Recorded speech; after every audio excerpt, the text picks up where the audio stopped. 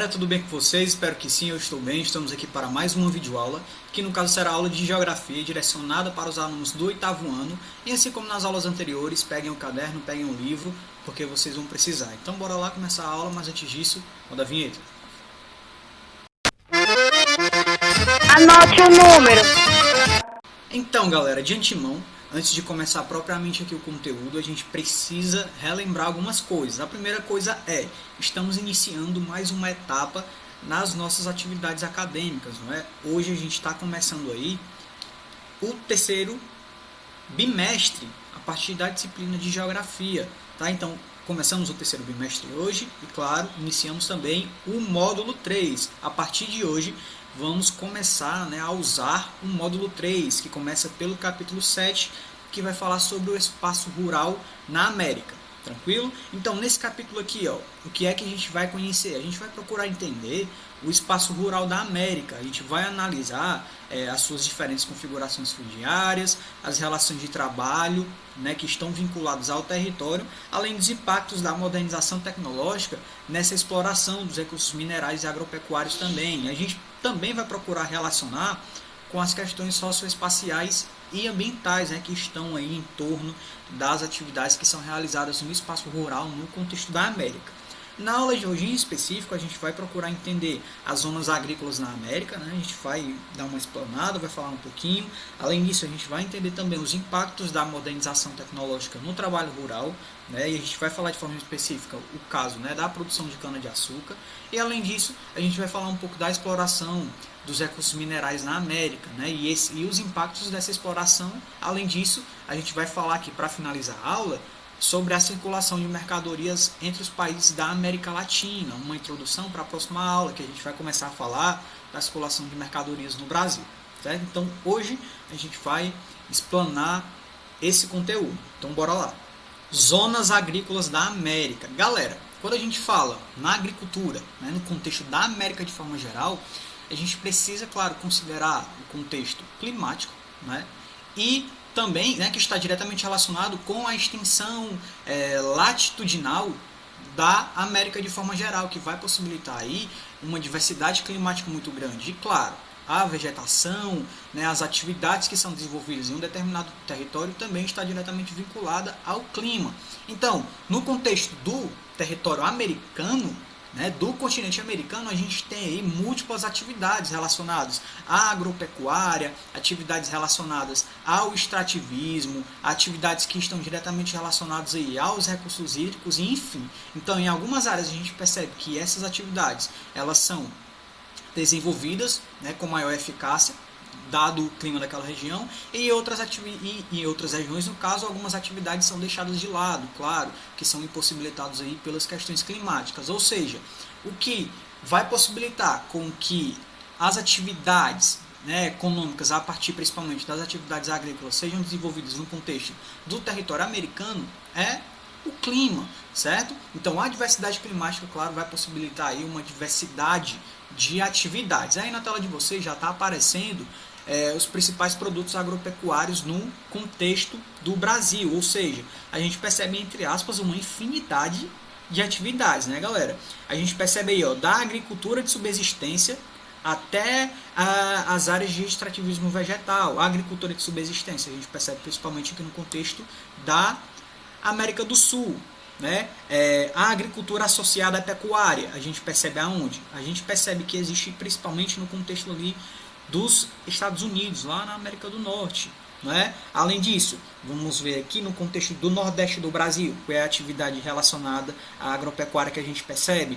A agricultura comercial de produtos tropicais. É uma realidade? Sim, galera, a gente percebe isso aqui no contexto do Nordeste do Brasil, ou seja, na América aí, quais são as principais atividades agropecuárias que a gente tem? A agricultura de subsistência e extrativismo vegetal, a agricultura comercial de produtos tropicais, a agricultura comercial de cereais, a agricultura comercial mediterrânea, pecuária extensiva, pecuária intensiva, agricultura associada à pecuária, áreas de extrativismo vegetal. Ou seja, são múltiplas as atividades, claro, que estão diretamente relacionadas aí à variedade climática no contexto da América, certo?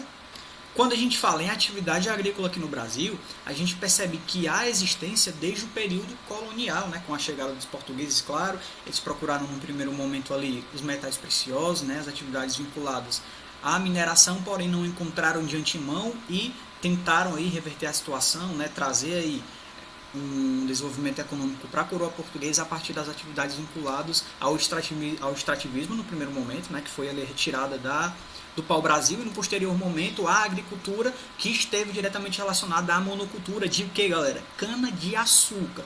Ou seja, o desenvolvimento do Brasil ali, né? O Brasil exportou ali entre o século XV, o século XVI e o século XVIII uma grande quantidade de cana-de-açúcar, né, de atividades de produtos vinculados aí à cana, que estava sendo produzida aqui no contexto do país. Ou seja, a expansão aí dos latifúndios, inclusive, né, que tem reflexos no contexto atual, foram desenvolvidos a partir da cana-de-açúcar, que começou a ser desenvolvido lá no contexto colonial com a chegada dos portugueses aqui no território brasileiro. Tá?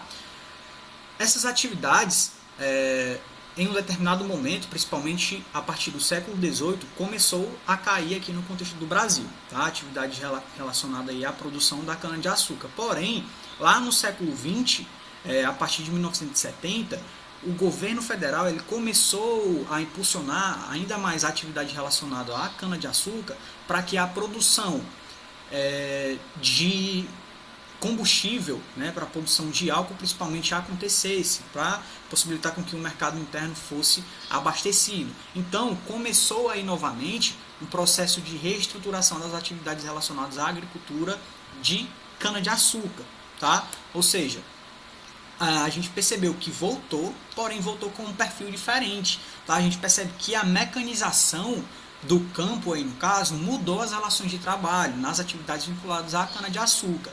Naquele primeiro momento, ali no período colonial, a gente percebia que as atividades eram vinculadas, eram desenvolvidas principalmente pelos trabalhadores braçais, principalmente por parte dos escravizados, né?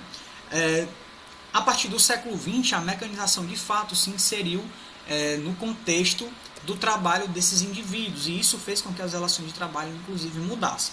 Porém, antes disso, aquelas relações de trabalho existentes estavam inseridas no contexto de fragilidades, principalmente por parte do trabalhador, né? O trabalhador ali, ele estava inserido no contexto de precariedade, muitos trabalhadores acabavam sofrendo acidentes de trabalho, eram trabalhadores que muitas vezes eram escravizados, e isso ainda existe ainda no contexto do século XIX, século XX, tá? A gente acha que não, mas existe ainda trabalho escravo no Brasil, tá?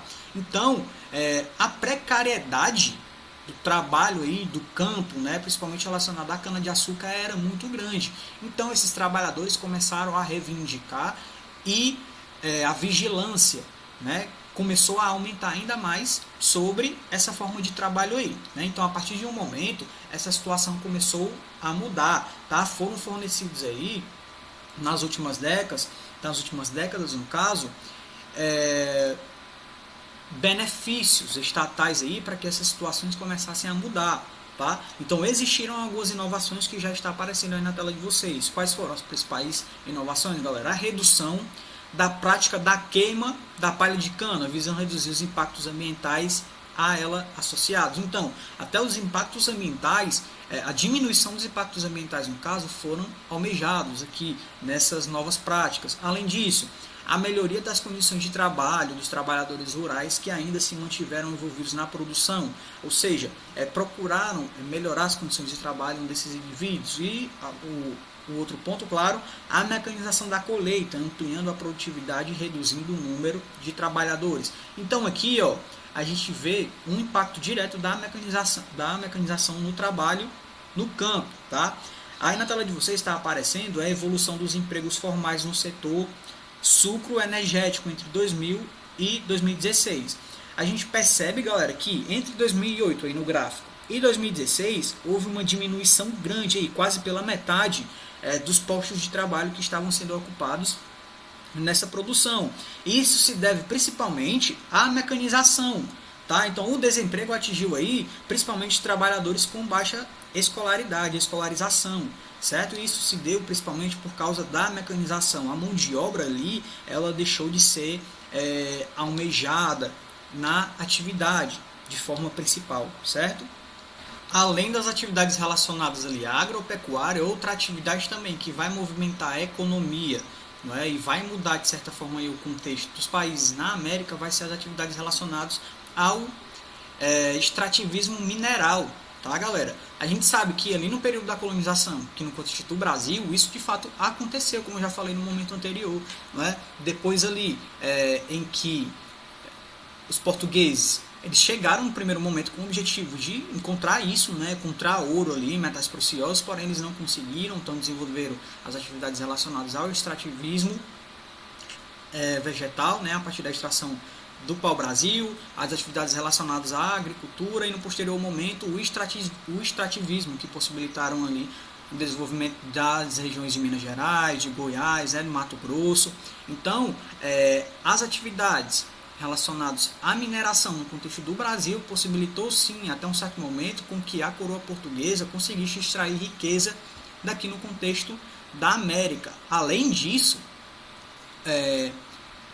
não só aqui no contexto da América do Sul, mas no contexto da América do Norte, como por exemplo na Califórnia ali, a mineração também foi muito forte, possibilitou, claro, o desenvolvimento de muitas economias ali naquele período colonial, certo? Século XV ali ao século XIX, de certa forma, certo? No contexto atual, a gente percebe que a atividade mineradora também vai possibilitar o desenvolvimento econômico de muitas nações no contexto da América, a partir do momento em que, a partir do extrativismo mineral, a gente consegue aí possibilitar a existência de alguns produtos que podem ser exportados, como por exemplo o petróleo, né, que vai a partir da extração mineral. O petróleo ele pode sim desenvolver as atividades relacionadas aí à gasolina, por exemplo, tá? Além de outros, além para a produção aí, extrativismo mineral, produção de plástico também, certo? Então, no contexto atual, o extrativismo mineral é uma atividade importante sim para os países no contexto da América, certo? Além disso, se inserindo aí principalmente a partir da segunda metade do século XX, a gente teve a incorporação do meio técnico-científico informacional, que apareceu aqui no período da globalização. Então, as atividades relacionadas à mineração também ganharam uma grande importância a partir do advento da televisão mais tecnológica, a partir dos computadores, a partir dos smartphones, tablets, enfim, né? Então o lítio, inclusive um recurso mineral, se tornou bem importante para a produção desses produtos aí. Ou seja, no contexto atual, o extrativismo mineral é muito importante, assim como em contextos anteriores, como por exemplo no contexto de colonização, certo? E quando a gente fala em mineração, a gente não pode deixar de falar dos impactos ambientais, né, dos impactos sociais também, que o extrativismo mineral ele vai trazer para a sociedade, tá? Quando a gente fala em extração mineral, a gente está falando da retirada do recurso mineral ali, do nosso solo principalmente, tá? Ou seja, a gente tem ali a desestruturação do relevo, né? A gente tem a mudança ali na forma do relevo de um determinado local, a gente tem a retirada de vegetação, a gente tem a poluição dos recursos hídricos ao redor, né? Porque precisam ser descartados os dejetos ali gerados a partir da mineração, ou seja, às vezes são criados até barragens para que esses dejetos eles sejam despejados, tá?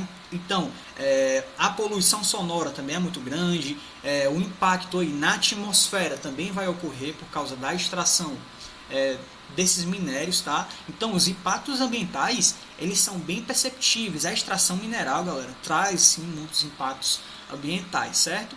Então, esses impactos ambientais aparecem naturalmente no decorrer da extração e eles se intensificam ainda mais quando acontece o quê? A falta de fiscalização, que vai gerar grandes problemas aí relacionados à administração dessas áreas, tá? Como exemplo disso, a gente teve a existência de grandes acidentes aqui no contexto do Brasil, certo? No intervalo, inclusive, de um pouco mais de 3 anos, galera. 2 tragédias com características similares aí afetaram a sociedade e o meio ambiente aqui no Brasil. Quando a gente fala em 2015, né, que aconteceu, e em 2019 também no estado de Minas Gerais, algumas barragens ali de rejeitos de minério de ferro se romperam e provocaram aí inundações, né, de rejeitos, de repletos com dejetos de resíduos tóxicos, né, que cobriam ali, que cobriram, no caso, os vales do Rio Doce, de Paraupeba também, e atingiram ali diretamente os municípios de Mariana e de Brumadinho, né, que foram aí, galera, devastadores para o contexto do meio ambiente e também para o contexto da sociedade, tá? A vegetação foi amplamente devastada, o bioma de forma geral foi devastado, e além disso várias pessoas perderam a vida e perderam a sua moradia, tiveram que se deslocar para outros locais para de fato tentarem refazer as suas vidas, ou seja, os problemas aí foram imensos, certo? Aí a partir disso a gente consegue materializar os impactos socioambientais da extração mineral. Por hoje é isso, galera. A gente encerra a nossa aula por aqui. Eu espero que vocês tenham entendido, e vocês já sabem, né? Caso não tenham entendido, entrem em contato comigo pelas redes sociais. A gente tem o nosso Google Meet, onde a gente pode tirar essas dúvidas, né, que porventura surgirem, e a gente pode também ampliar as nossas discussões, tá? Então é isso, até a próxima aula. Continue estudando e um forte abraço. Valeu!